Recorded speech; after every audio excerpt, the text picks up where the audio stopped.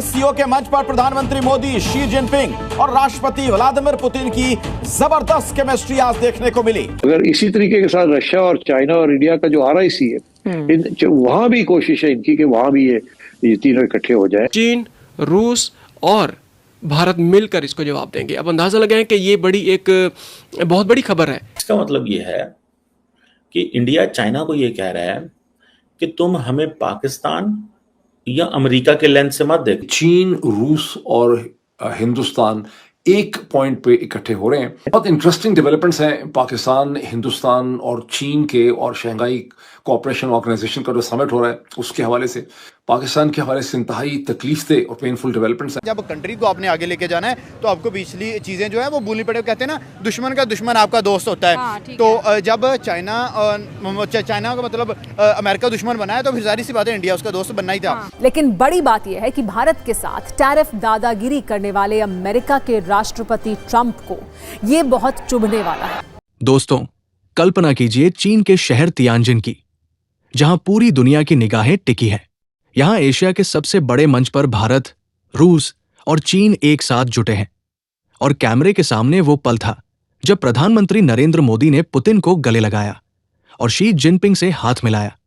तस्वीरें social media पर आग की तरह फैल गई और हर कोई पूछने लगा कि क्या ये तीनों मिलकर डोनाल्ड ट्रंप को चुनौती देने वाले हैं। राष्ट्रपति व्लादिमीर पुतिन का ये बड़ा बयान, जिसमें वो ये कह रहे हैं कि वर्ल्ड ऑर्डर बदलने जा रहा है, नया वर्ल्ड ऑर्डर बनेगा, ये कहा है पुतिन ने। पुतिन ये कह रहे हैं कि नया वर्ल्ड ऑर्डर क्रिएट होने जा रहा है, वर्ल्ड ऑर्डर बदलेगा, ये अहम बात है। तो ये कि जी इंडिया हमसे पावरफुल है कहीं ना कहीं, ठीक है, मैं बिल्कुल डिनाई नहीं करूंगी कि इकोनॉमी में वो शायद हमसे बेहतर है। उनके जो सिफारती ताल्लुकात है, डिप्लोमेटिक सतह पर उनके ताल्लुकात लोगों के साथ बहुत अच्छे हैं। आपको बता दें कि बैठक के लिए एक ही कार से ये नेता जाते हुए भी दिखे, लेकिन तस्वीर 11,000 किलोमीटर दूर व्हाइट हाउस में बैठे अमेरिकी राष्ट्रपति डोनाल्ड ट्रंप की टेंशन बढ़ाने वाली है। Xi Jinping is hosting Vladimir Putin and Prime Minister Modi of India.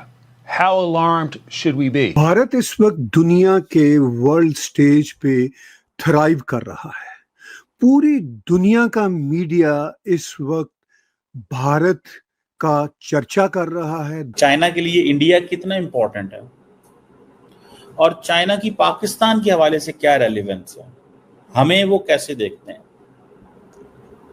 These are some important point of views.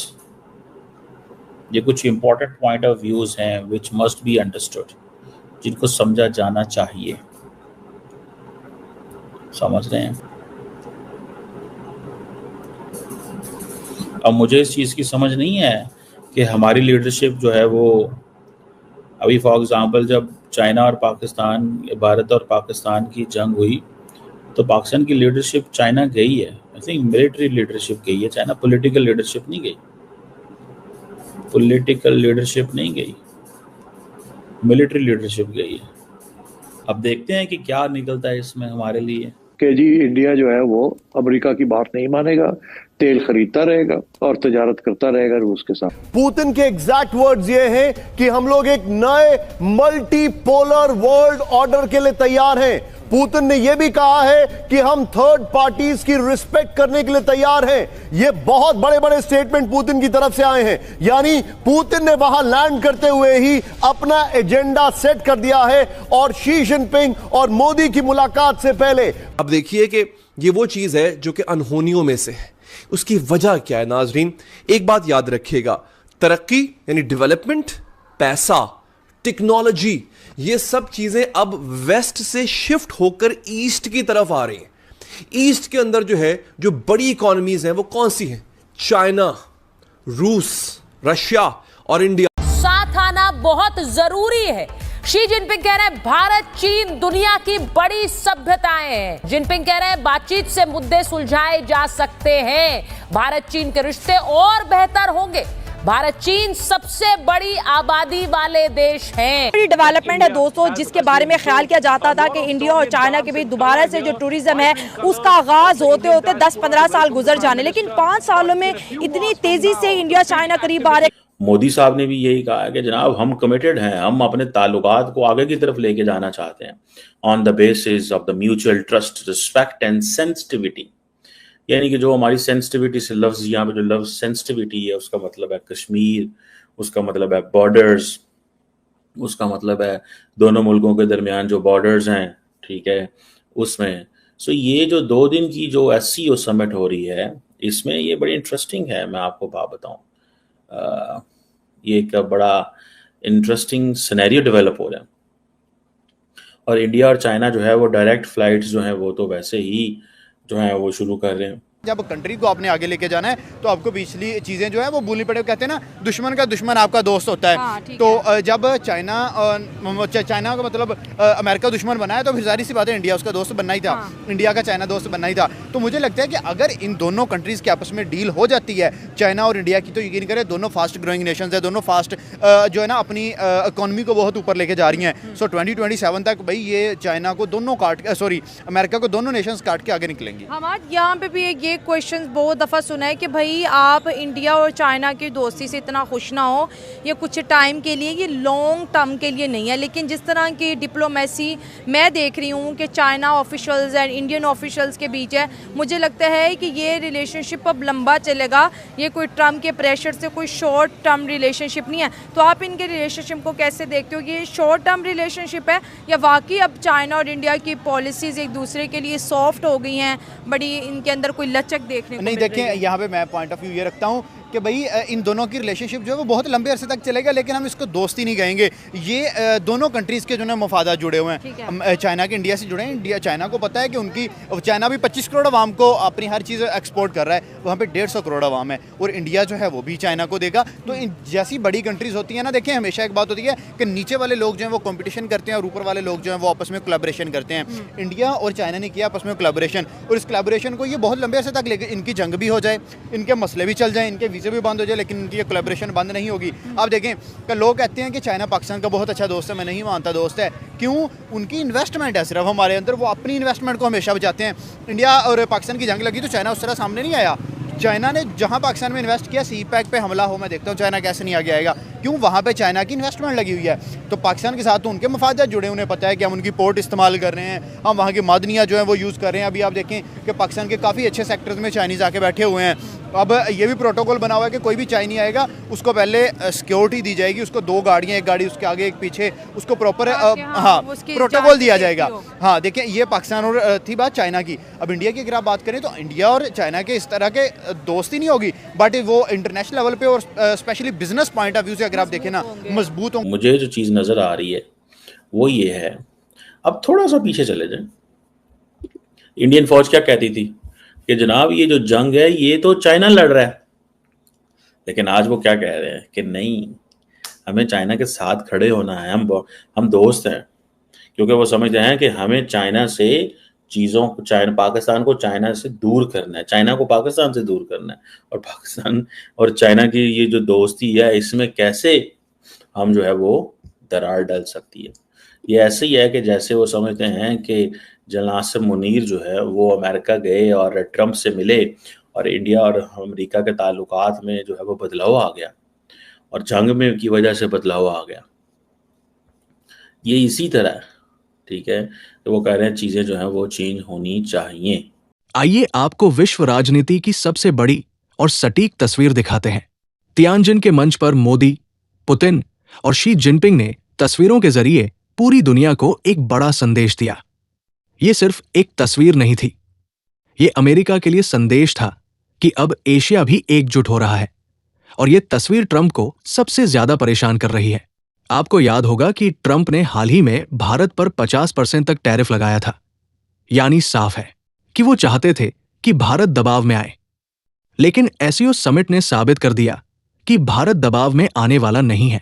उल्टा अब भारत अपने पुराने और नए दोस्तों के साथ मिलकर अमेरिका को जवाब देने की तैयारी कर रहा है। यहां मोदी और शी जिनपिंग दोनों ने इशारों इशारों में संदेश दिया कि अगर अमेरिका एकतरफा दबाव बनाएगा तो एशियाई देश मिलकर जवाब देंगे। इस बैठक ने निश्चित रूप से एक नई दिशा खोली है। दोस्तों, अब बात करते हैं उस बड़े ऐलान की जिसने विश्व आर्थिक व्यवस्था की धड़कनें बढ़ा दी है। चीन ने एससीओ डेवलपमेंट बैंक बनाने का प्रस्ताव रखा है। अब सोचिए, अगर ये बैंक बन गया तो छोटे एशियाई देशों को IMF या विश्व बैंक के दरवाजे पर जाने की जरूरत नहीं पड़ेगी।